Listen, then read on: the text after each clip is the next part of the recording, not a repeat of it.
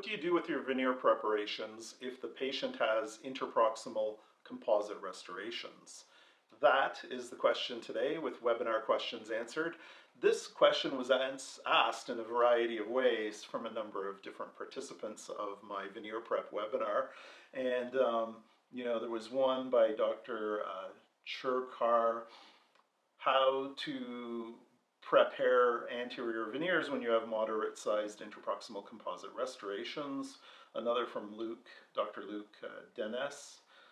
Hi, Dr. Phelan. What do you do if there are interproximal restorations? Do you wrap around and place the porcelain restoration over that, or do you make the porcelain restoration on the composite?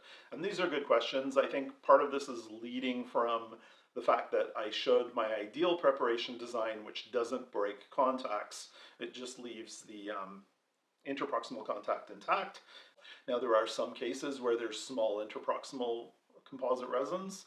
The small ones, I would probably keep the veneer prep design the same and have the veneer in that small little area finish on the composite restoration, because I don't think that that's a big issue.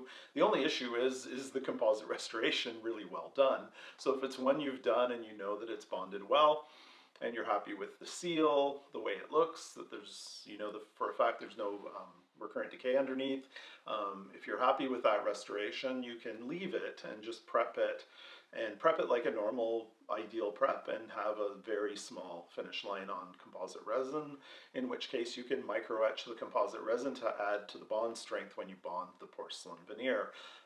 If it's a bigger composite restoration, or the other option is you have a small composite restoration that you didn't place and it looks a little iffy, I would replace it first and then still finish the veneer on the facial without breaking the contact, and you have the fresh composite restoration there.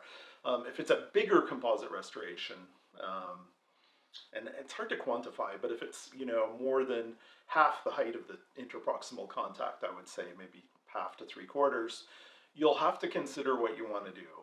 In some cases, in those cases when they're bigger, I'll frequently break the contact and then I finish the veneer beyond where the composite resin is. So we wrap the composite resin within the veneer prep so the finish line is entirely on enamel, because we don't want a really large piece of finish line on composite resin. Small is okay, but large I don't think is great. And the other consideration for that one is, again, if the composite restoration wasn't placed by you and it doesn't look ideal and perfect, I would replace it as part of the preparation design. So that's kind of it. I've done this both ways as I've done these cases over the last 25 years. I do have a case from the 90s that that I had placed the composite restorations earlier in the 90s. We did the veneers, I think, 98, and the composites were all pretty small, and I finished the veneers ideally without breaking the contacts on the facial. And these veneers have been in place for over 20 years. I see the patient every 3 to 4 months for perio maintenance recalls. Probably I see them every 6 months, and the hygienists see them every 3 to 4 months. And everything still looks good. I haven't replaced, knock on wood, any of those composites from the 90s, and I haven't replaced any of the veneers yet. So there's a little bit of micro leakage around the composites, but the veneers look okay, and they're still there doing their thing.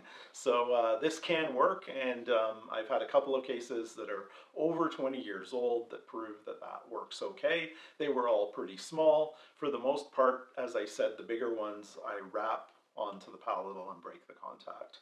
And we have a number of those from the 90s too. So this has been proven over long-term results to work fine both ways. So you have options here depending on which way you want to go about the preparation design and the height and size of the class 3 interproximal composite resin. So hopefully that helps, gives you a couple different scenarios, a couple things to consider. Ideally, as I said in the webinar, I'd rather prepare the majority of the preparation on enamel and leave the interproximals intact so the tooth has better structural integrity beyond the porcelain restoration. The actual tooth itself has more ideal structural integrity. And so that's from my Porcelain Veneer Prep webinar. If you'd like to attend this webinar, here's the URL below. And this will be available for the rest of this week. And I may turn it on again and present it again in the future, but at this point in time, it's available till March 8th.